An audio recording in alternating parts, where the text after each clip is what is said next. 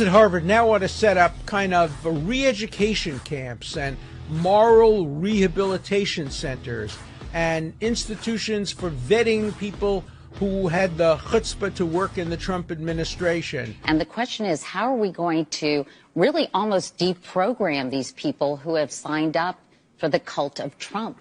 Experts say they see cult-like behavior. We have, there are millions of Americans, almost all white, almost all Republicans, who somehow need to be deprogrammed. It's as if they are members of a cult, the Trumpist cult, and who have to be deprogrammed. Because they've been brainwashed, Joy. I really believe that they have been brainwashed by this misinformation campaign. So how do you de-radicalize these people?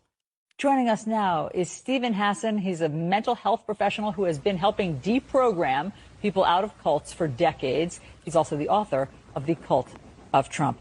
There are millions of people who believe that the election was rigged. How do you begin to deprogram them? Once we educate them, we coach them on how to interact and empower the person to start thinking for themselves. I think a lot of people are going to have to be deprogrammed. We had a program addressing white supremacists, that we had programs, federal programs, that went towards funding organizations like these that de-radicalized people. And President Trump pulled the plug on federal funding for some of these programs. And so one thing that we know is that we have to get that funding right back up, and we probably need to double, triple, quadruple, or increase funding for these de-radicalization programs. We can look to history, though.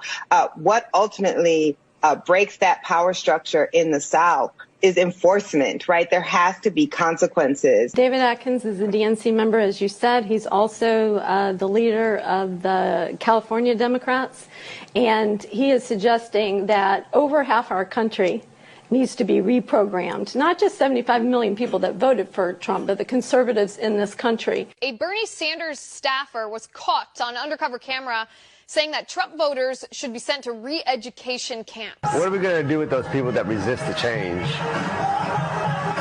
Because that's a big deal. Well, I'll tell you what. In Cuba, what do they do to reactionaries? They shot them on the beach. Anyone Biden wins, you go through all the Republican voters, and Homeland Security will take the children. How about that? And we'll put them into re-education camps. Amen. They felt that this counter-revolution could best be guarded against by creating and establishing re-education centers in the Southwest, where we would take all the people who needed to be re-educated into the new way of thinking and teach them how things were going to be. I ask, well, what is going to happen to those people that we can't re-educate, that are die-hard capitalists? And the reply was that they'd have to be eliminated. And when I pursued this further, they estimated that they would have to eliminate 25 million people in these re-education centers. And when I say eliminate, I mean kill. 25 million people. So part of it is we have to break through our kind of private idea that kids belong to their parents or kids belong to their families, and recognize that kids belong to whole communities. Once it's everybody's responsibility and not just the households, then we start making better investments. I have decided we really need camps for adults. And we need the kind of camps that you all run. I mean, really. The bottom line is all of America needs programming because we've all been negatively influenced by Donald Trump. Fury has ended.